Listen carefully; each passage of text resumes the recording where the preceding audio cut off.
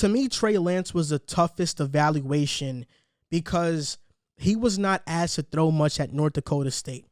North Dakota State is a powerhouse, and just for reference, I want to let you guys know how much of a powerhouse they actually are. They have won 8 FCS championships in 10 years. That's more championships than Alabama has won in the last 10 years, and we know Alabama is a powerhouse. So NDSU is more of a powerhouse in the FCS than Alabama is in the SEC or in terms of college football. They have had 2 30-game win streaks, and they averaged 300 yards rushing per game in 2019. Trey Lance's stats in 2019, he had 42 total touchdowns and 0 interceptions.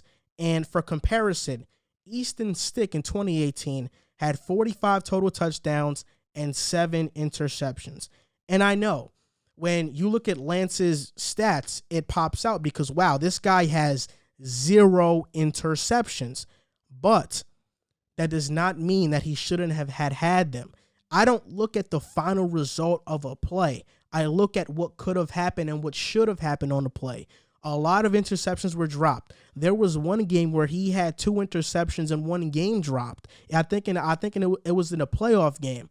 So because of that, that number is very misleading, but a lot of people like to use the 0 interceptions argument as a way to justify how great of a prospect he is. And I think he has some good tools, but I just think that's misleading, and he should have had some interceptions. So that in itself is super misleading. But also, he only threw 25 times once in 16 games, and that was when he threw 31 times. He's not asked to throw much. Think about Ryan Tannehill and the Tennessee Titans offense and Jimmy Garoppolo and the 49ers offense. But not even that. Think about them in those offenses, but in the playoffs, when Jimmy G was throwing like 8 to 11 times a game. That's exactly what it really was. Trey Lance averaged 17 attempts per game in the playoffs. There was one game where he only attempted 11 passes. I think that was in a championship game. And there were other games where Trey Lance, you could see the coach did not trust him because he had 2 back-to-back plays that should have been interceptions. Just because he had 0 interceptions does not mean he shouldn't have had them. That is very lucky. For that to happen to him, it was just a lucky string of events. That's really what it was. But now let's get into the pros of Trey Lance because it's not all negative. The potential in traits is there. He's 6'4", 227. He has the potential to be something really great. He goes through his progressions well. I've saw enough on tape where he did go and scan the field and go through his progressions, and he really did a solid job at that. His arm strength is also something that stands out. I don't think his arm strength is like Josh Allen-esque or even a Mahomes-esque, even though that's who they like to compare him to, mostly Josh Allen. I don't think he's Josh Allen, but he does have great velocity and arm strength on the ball, and his mechanics are also very solid. I think they're more consistent than Justin Fields' mechanics. He's also safe with the ball. Although he should have had some interceptions, that is not me saying he's a terrible decision maker. That's just me saying that there are some that could have happened, but he's safe with the ball. He's a tough runner. His running ability is good. The thing about him that's kind of tricky is that in the FCS, there's not NFL level talent, so who knows how he's going to fare when he gets to the NFL and how much that running ability is going to translate. And he can throw an out route consistently. I think that's huge. He has a lot of velocity and zip on the ball, and he can get that out route pretty quick. He can get the ball out of his hands pretty quick and get the ball where it needs to be. I like that about Trey Lance a lot as well. He also has some pretty good agility and shiftiness, and he steps up in the pocket a lot as well. But now let's get into the cons. His accuracy is very spotty. Specifically, he misses high on throws a lot. There are times when it's a really short throw and he'll just throw it over the head of the receiver. There are times when he's pressured, and even though he has a chance to make a dime, there was one play that he had Christian Watson, his top receiver, wide open in the end zone. A rusher came free, and Trey Lance just sailed the ball, like 10 yards over Christian Watson. So he misses high on throws a lot. That's something that's concerning because his accuracy is spotty. He's stationary in the pocket.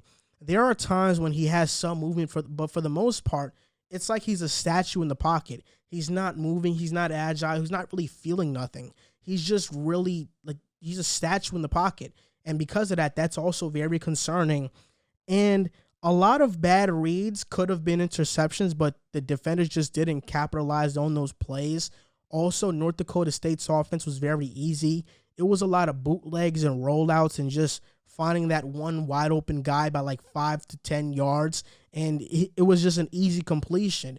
Because of that, I think in the NFL it's probably not going to be like that unless he's in a Kyle Shanahan-like offense. And he didn't pass much. He only attempted 18 passes per game, which is nothing, and started 16 games. He threw 220 plus times about in 16 games. Mac Jones last year threw like 350. I mean, Mac Jones just threw way more. And also his athleticism may not translate. So those are my cons and pros for Trey Lance. Although he does have some special traits, I just think there is a lot there that he's just too raw. And I've said this before.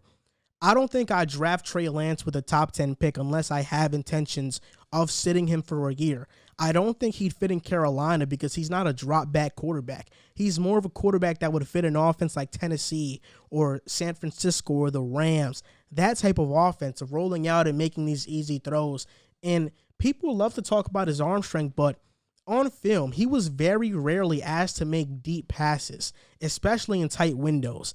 And even if you look at his highlights on YouTube, his highlights aren't anything that pop out to you. They're just like simple highlights. He has maybe 2-3 good plays, like great plays, but outside of that, his highlights aren't anything special. So the hype that has been surrounding Trey Lance is very weird to me because yes, he has the size and the strength and the velocity on the ball stands out, but it's not anything that I go and I'm like, wow, that's like next level special. And Daniel Jeremiah, who I think does a terrific job, I don't want to discredit him, but in Trey Lance's pro day, he said that Trey Lance is a winner because he won a championship with North Dakota State. Almost every quarterback that's been to NDSU has won a championship in the last 10 years. Easton Stick won a championship. Is he a winner? So because of that, I think that's just a lazy analysis. Like I said, I don't think Trey Lance is Josh Allen. My pro comparison for Trey Lance is Ryan Tannehill. And I know some people may say Ryan Tannehill isn't as athletic as Trey Lance. Ryan Tannehill played wide receiver in college at Texas A&M. And Ryan Tannehill's 40-yard dash is 4.65. Trey Lance's, it's projected to be around 4.5. So the athleticism isn't like Lamar Jackson to like Tannehill. It's not. It's pretty similar. So I think that's a pretty fair comparison for Trey Lance.